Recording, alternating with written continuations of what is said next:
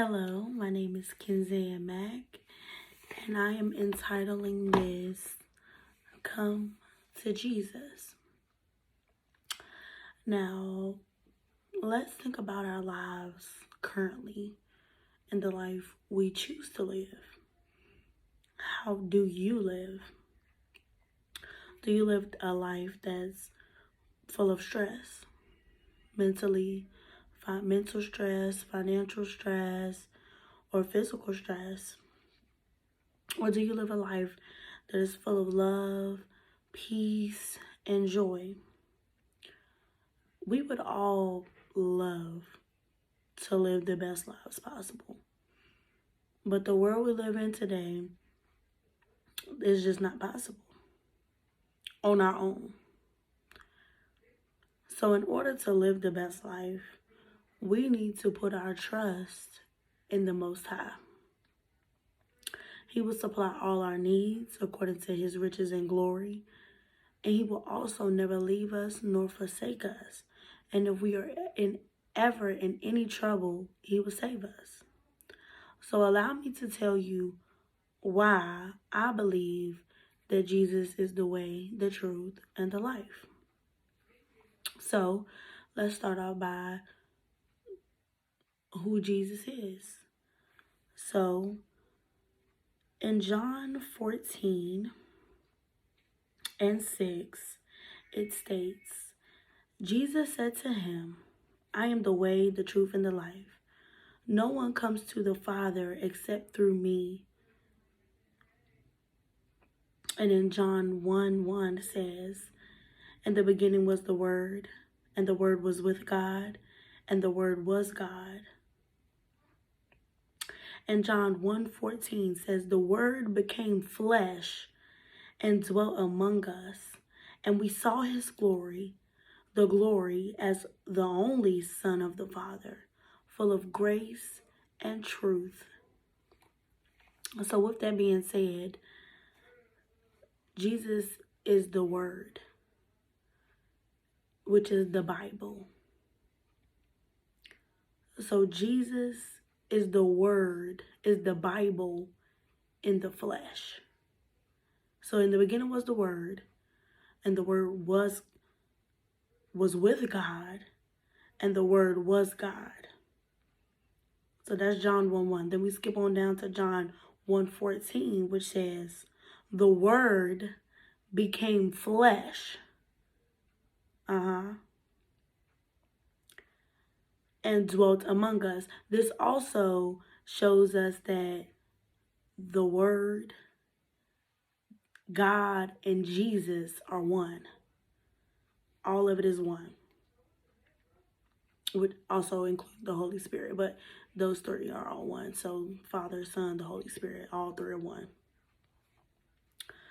So let's kind of get into why people don't believe. So some people grew up in different religions. They just grew up differently, which is fine. But in the Word, it says that he will reveal himself to everyone, and that every knee shall bow.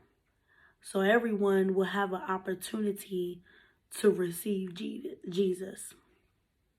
And some people are what people call now church hurt or led astray, meaning they were taught these things and then there were hypocrites and they're just not living righteously.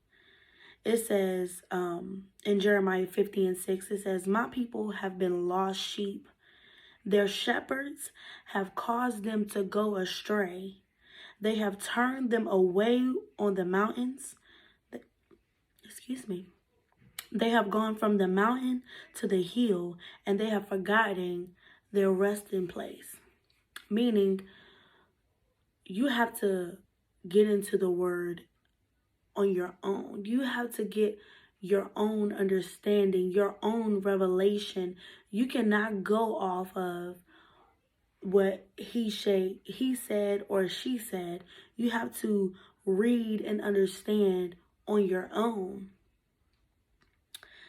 And it says, and also some people, some opinions about Jesus. Some people have their own opinions, but don't really know him. And it says in the word, oh, taste and see that the Lord is good. Blessed is the man who takes refuge in him. So you have to taste, you have to try him out on your own fully.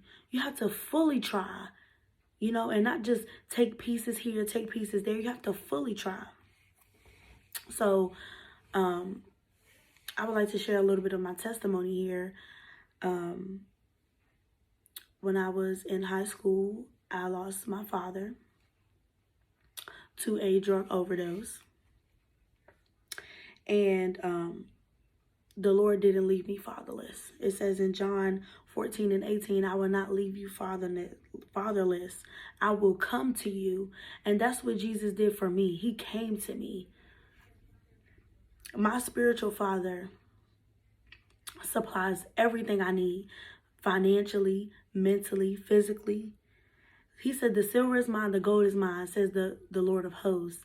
Meaning, he has all the money. It's his. But my God shall supply all my needs according to his riches and glory. The Lord just supplied for me to buy my first apartment and to move out of my mother's house. That is what he does for me. And one of my favorite scriptures, they're all my favorite, but I really stand on this. Isaiah 53:5, it says, but he was wounded for our transgressions, bruised for our iniquities. The chastisement of our peace was upon him, and by his stripes we are healed. Meaning, he took everything that we bear and put it on him. So every sickness, every disease, every financial burden, everything, he took all of that for us on the cross. So that I don't have to be sick. I don't have to be mentally unstable. I don't have to be all of that as long as I keep my mind stayed on him, trust in him. So with all that being said, let's think back on our lives. So what would you do now that you know these things, now that you know that Jesus is all that you need? How would you use him in your life to supply, to stand on him for your health and believe in him for your health? Because he will do that for you, but you have to taste and you have to see and you have to believe. That's why faith without works is dead, because you have to believe. That's the work is in your faith. Faith is believing in things that you cannot see. So trust in him and come to Jesus.